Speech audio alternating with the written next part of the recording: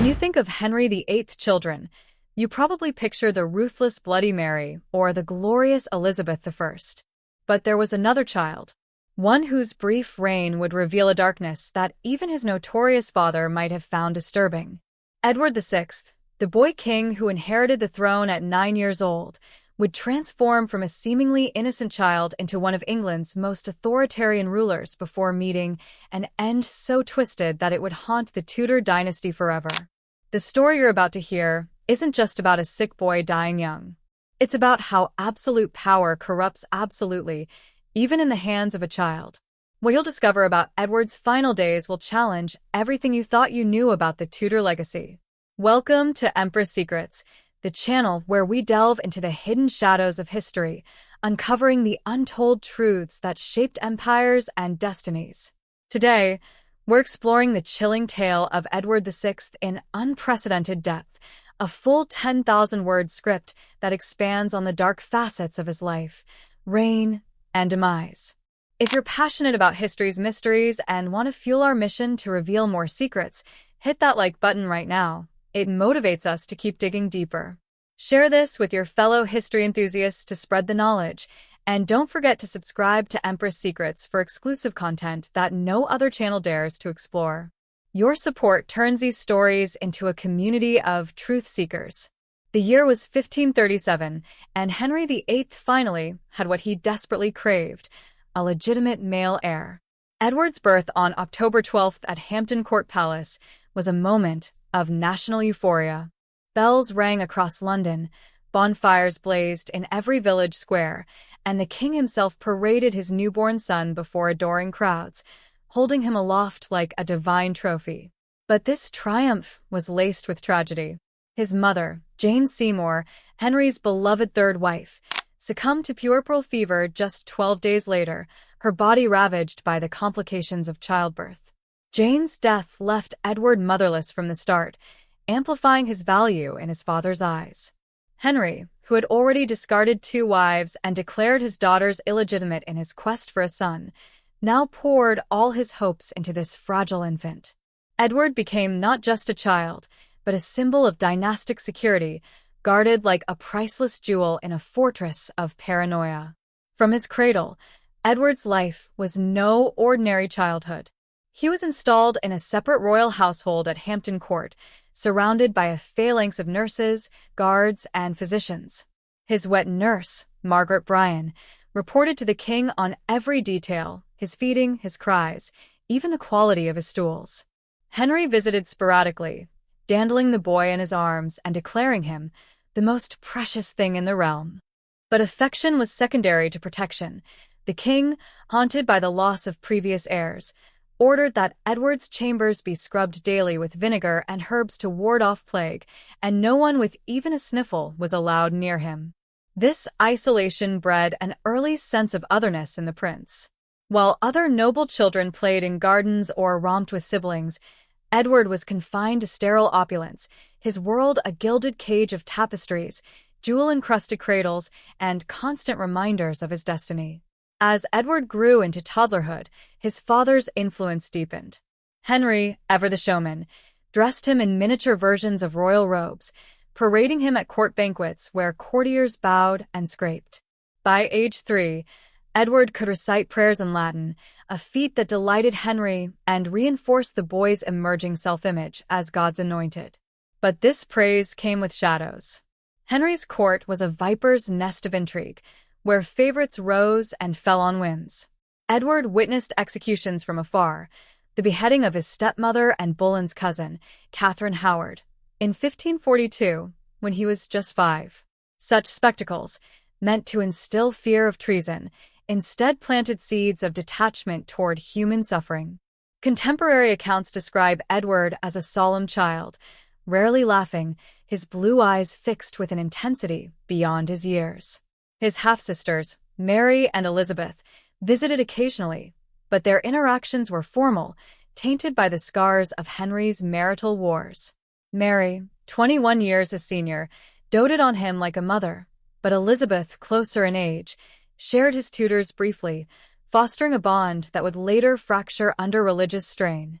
The first true forge of Edward's character was his education, beginning formally at age 6. Henry selected tutors not for gentleness, but for ideological purity. Chief among them was John Cheek, a Cambridge scholar and fervent Protestant, assisted by Richard Cox, another reformist firebrand. These men weren't mere teachers. They were indoctrinators, handpicked to mold Edward into a bulwark against Catholicism. Lessons started at dawn: Latin grammar, Greek philosophy, French rhetoric, all infused with Protestant zeal.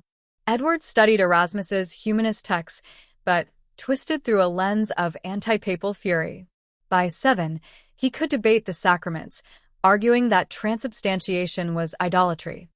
Cheek filled his head with tales of biblical kings like Josiah, who purged idolatry from Israel, positioning Edward as a modern equivalent destined to cleanse England. This education was relentless, spanning 12 hours a day. Edward's chambers at Whitehall or Windsor were lined with books, theological treatises by Luther, Calvin's Institutes, and Henry's own Assertio Septem Sacramentorum, ironically defended against the Pope Henry later defied. Physical training included archery and riding, but even these were symbolic. Edward practiced tilting at dummies painted as Catholic priests, laughing as arrows pierced their effigies. His tutors encouraged journaling. Edward's chronicle, started at 9, reveals a mind already clinical and judgmental. He noted court events with detachment. Today, my uncle Thomas Seymour was attainted for treason, without a hint of sorrow. Emotional isolation compounded this. Playmates were few, and those like Barnaby Fitzpatrick were subordinates, not equals. Edward never experienced rough-and-tumble games or sibling rivalries unmediated by protocol. Instead, he internalized divine right. Kings answered only to God, and opposition was heresy. Henry's death in January 1547 thrust this 9-year-old into kingship.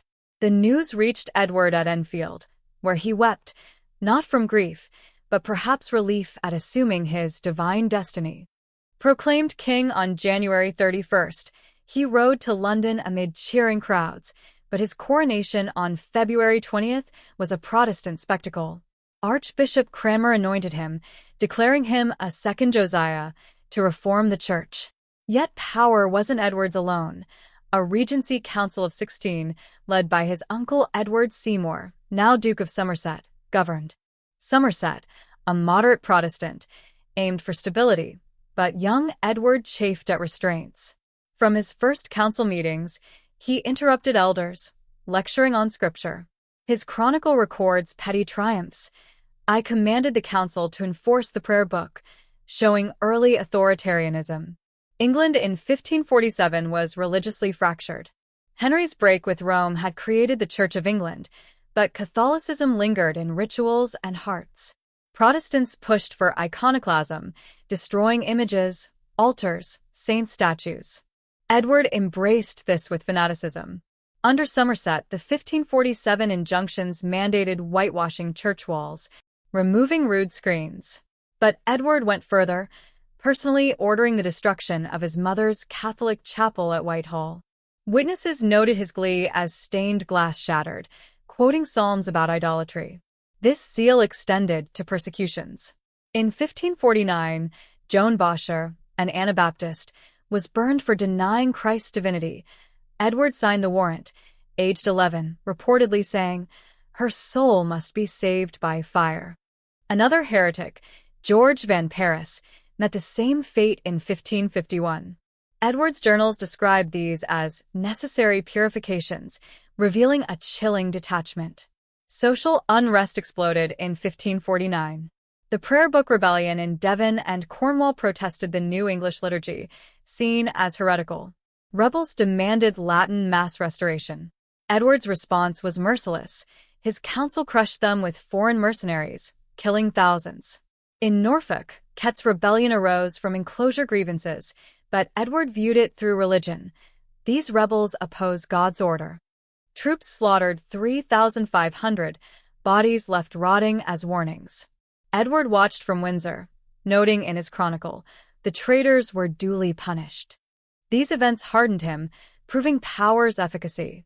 Family dynamics exposed Edward's coldness.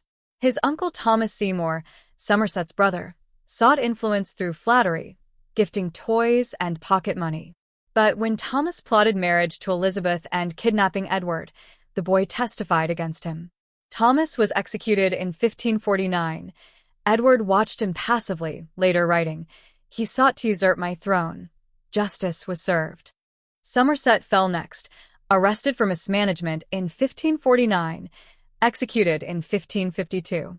Edward signed the order, unmoved by blood ties. With sisters, tensions mounted. Mary, devout Catholic, resisted reforms. Edward pressured her to abandon Mass, sending spies to her household. In 1551, he summoned her to court, berating her. "Your obstinacy endangers the realm." Letters reveal hatred. He called her the greatest enemy to true religion. Plans to disinherit her simmered. Elizabeth, Protestant-leaning, fared better but was a tool. Edward plotted her marriage for alliances, ignoring her wishes. No warmth. Family was political. As Edward turned 12, authoritarianism intensified. John Dudley, Duke of Northumberland, replaced Somerset in 1550, but Edward asserted more control. He revised the prayer book in 1552 for purer Protestantism, no vestments, plain communion. Noncompliance meant death. Edward established informants, neighbors spying on prayers, children rewarded for denouncing parents. His court became a theocracy. He composed sermons preached nationwide, decrying popish superstitions and urging extirpation of heretics. Cruelty marked personal interactions. Displeasing servants faced humiliations. One boy who dropped a book was flogged publicly, Edward observing with notes on correction's efficacy. Journals detail tortures. Thumbscrews for confessing Catholics, annotated with biblical justifications. By 13, Edward dreamed of Inquisition-style tribunals, drafting laws for thought crimes. Illness struck in 1553. Starting with a cold after a January chill, it worsened to coughs, fever, swollen limbs, likely tuberculosis, exacerbated by treatments of arsenic and mercury, unintentional poisons. Edward wasted away, skin greening, hair falling, body emitting foul odors. Hallucinations plagued him, visions of burning heretics. Desperate, he plotted succession. Fearing Mary's Catholicism, he devised my devise for the succession, excluding sisters as illegitimate, naming Lady Jane Grey, Northumberland's daughter-in-law, heir. Conspiracy deepened. Secret meetings planned Mary's arrest, mass Catholic executions. Edward's shaky hand listed targets, envisioning a Protestant police state. Death came July 6, 1553, at Greenwich. Final words: Cursed Mary. Lord, preserve thy church from the papist whore. Agony twisted his frame. Witnesses whispered divine retribution. Legacy. Edward's extremism backfired, bolstering Mary's claim. His reign, meant for salvation, sowed terror. Had he lived, historians speculate a tyranny rivaling Ivan the Terrible's, religious genocide, surveillance dystopia. If this tale of corruption and fanaticism gripped you, like to affirm the dark truths we uncover, it motivates our deep dives. Share to enlighten others, and subscribe to Empress Secrets for more Tudor enigmas. Your engagement keeps the secrets flowing.